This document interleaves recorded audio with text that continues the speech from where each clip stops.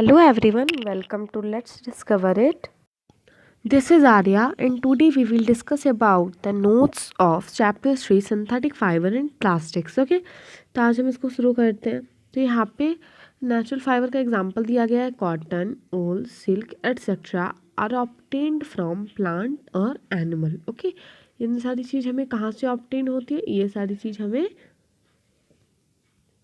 Plant या फिर animal से ऑब्टेन होती है। दोनों क्या है? हमारी नेचुरल सोर्स है। तो नेचुरल सोर्स है तो हमारा आ गया यहाँ पे natural fibre.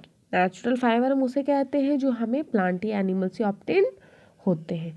The synthetic fibre are made by human being is called synthetic fibre. Synthetic fibres जो होते हैं वैसे फाइबर्स जो मैनमेड हों, ठीक है, मैनमेड यानी जो इंसान के द्वारा बनाए जाते हैं उन्हें हम कहते हैं सिंथेटिक फाइबर। So many, अब here you have to learn this. So many such small unit combine to form a large single unit is called a polymer. This is the definition of polymer, that many such single unit, or you can say many same single unit combine to form a single large unit is called polymer. Yeah, so many such small unit, each यानी छोटे छोटे units को मिला के क्या बना? हमारे पास polymer बना, ठीक है, क्रॉस लिंक्ड या फिर लीनियर में, ठीक है। तो इसमें से जो ये एक होगा इसे हम क्या बोलते हैं? इसे हम कहते हैं मोनोमर, और ये पूरा कहलाता है हमारा पॉलीमर। इस बात को याद रखना है आपको। 19th सेंचुरी में एंड आते आते साइंटिस्ट सक्सेसफुल हुए कि जैसा कि सिल्क है, हम लोगों ने सिल्क पे बात की थी, तो सिल्क बहुत ही महंगा आता है, तो बहुत ही महंगा आता है। साड़ी उसकी कम से कम इधर मीन्स दो की तो हम बात ही छोड़ दें, 10 से 20 से 30 हज़ार तक की साड़ी आती है सिल्क की, ओरिजिनल होती है वो, तो वो बहुत ही महंगा आती है। तो अब साइंटिस्ट ने वुड के पल्प को केमिकली प्रूव्ड करके कुछ स्टेप्स लेकर 19 यानी एंड ऑफ 19th सेंचुरी में इतने कैपेबल हो गए कि उन्होंने एक ऐसा फाइबर तैयार किया जिसका नाम रखा उन लोगों ने रेयॉन, ठीक है। रेयॉन का हम लोग आर्टिफिशियल सिल्क भी बोलते हैं, यानी उसका एंड आते आते उन्होंने तैयार किया एक फाइबर रेयॉन आर्टिफिशियल सिल्क, जो बहुत ही चीपर है और उसे वो सारे कलर्स में अवेलेबल भी होता है। ओके, तो बहुत ही मीन्स एक तरह से बोल सकते हैं जो कॉस्टली हम यूज़ करते थे ओरिजिनल सिल्क, उससे लाख गुना क्या था? चीपर था, ड्यूरेबल था, इजीली अफोर्डेबल था। या रेयॉन को फिर हम लोगों ने ऊल और कॉटन के साथ मिक्स करके उसके कारपेट्स और बेडशीट वगैरह बनाने में हमने उसे यूज़ किया रेयॉन को। अब रेयॉन की बात ख़त्म हो गई, रेयॉन को और अच्छे तरीके से आप लिख के प्रैक्टिस करोगे। अब आते हैं नायलॉन पे। नायलॉन एक अलग मैनमेड फाइबर है जिसे 1931 में साइंटिस्ट ने कोई भी विदाउट यानी रॉ मटेरियल्स के बनाया है, जो फुली प्रिपेयर्ड किया गया था कोल और वाटर और एयर से। नायलॉन कपड़ा आपको, हम मीशो या फिर अमेज़ॉन चलाते हैं, वहाँ पे आ जाएगा आपका ये नायलॉन कपड़ा। कोई भी चीज़ में लिखा रहता है रेयॉन या फिर वो आर्टिफिशियल सिल्क है रेयॉन। नायलॉन क्या है? नायलॉन आपका हो जाएगा मैनमेड, जो कोल वाटर और एयर से बना हुआ है हमारा रेयॉन नायलॉन फाइबर। इस बात को आपको याद रखना है।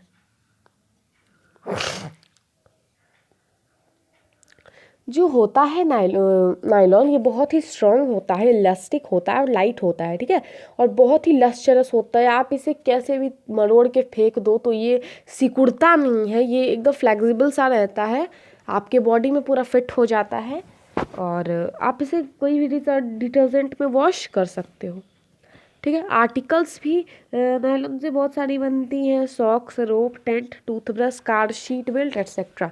नायलॉन को पैरासूट और रॉक क्लाइंबिंग रोप्स बनाने में भी यूज़ हम करते हैं, क्योंकि नायलॉन बहुत ही स्ट्रॉन्ग होता है। हम ऐसा कहते हैं, साइंस ऐसा कहता है कि नायलॉन का एक थ्रेड एक्चुअली स्ट्रॉन्ग होता है स्टील वायर से अब देखते हैं पॉलिस्टर क्या होता है।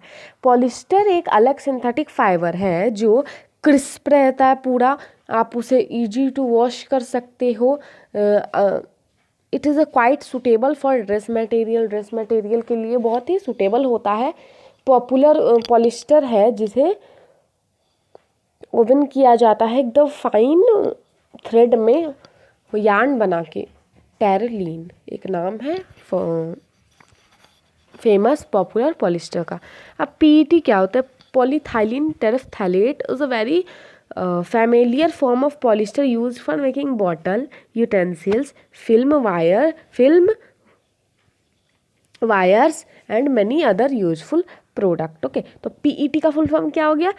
पॉलीथाइलिन टेरेफ्थैलेट क्या है? एक बहुत ही फैमिलियर फॉर्म है पॉलिस्टर का जिसे हम यूज़ करते हैं बॉटल, यूटेंसिल, फिल्म वायर, ये इन सारी चीज़ों को बनाने में। पॉलिस्टरिक ईस्टर यानी ईस्टर का रिपीट यूनिट, ये ईस्टर है हमारा मोनोमर, जब हम इसे बार बार रिपीट करते हैं तो ये बनाता है हमारा पॉलीमर पॉलिस्टर। ओके, ईस्टर एक केमिकल सब्सटेंस है जो फ्रूट को उनका स्मेल देता है। पॉलीकॉट, आपको इस नाम के कपड़े मिलेंगे, पॉलीकॉट, पॉलीऊल, टेराकॉट। तो पॉलीकॉट में पॉलिस्टर और कॉटन का मिक्सअप होता है, पॉलीऊल में पॉलिस्टर और ऊल का मिक्सअप होता है। देखिए, अब वह बहुत ही इंपॉर्टेंट चीज़ मैं आपको बताने जा रही हूँ। सिंथेटिक फाइबर हमें लेबोरेटरीज वगैरह में यूज़ नहीं करने चाहिए। क्यों नहीं करने चाहिए हमें यूज़? क्योंकि जब हम देखिए जला के हमने एक्सपेरिमेंट किया है तो जो सिंथेटिक फाइबर होते हैं वो मेल्ट हो जाते हैं, ठीक है, जलते नहीं, वो मेल्ट हो जाते हैं। तो अगर वो जो आदमी उसे पहना रहेगा उसमें बॉडी में चिपक सकते हैं और उसे पूरा जला सकते हैं, इसलिए नहीं पहनना चाहिए।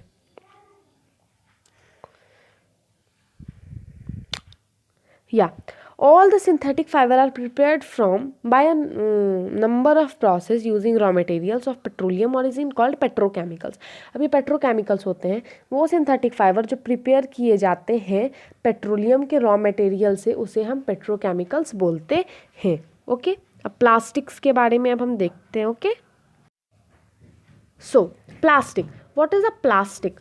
ओके, प्लास्टिक अब मैं रीड करती हूँ, आप समझ जाएगा। Plastic under get deform easily on heating and can be beaten easily are known as thermoplastic, polyethylene and PVC are example. मैंने थ्योरी वीडियो में अच्छे से कवर किया है। Plastic which mould once one can not be soften again, they are known as thermosetting plastics। Okay, Bakelite is a poor conductor of heat and electricity.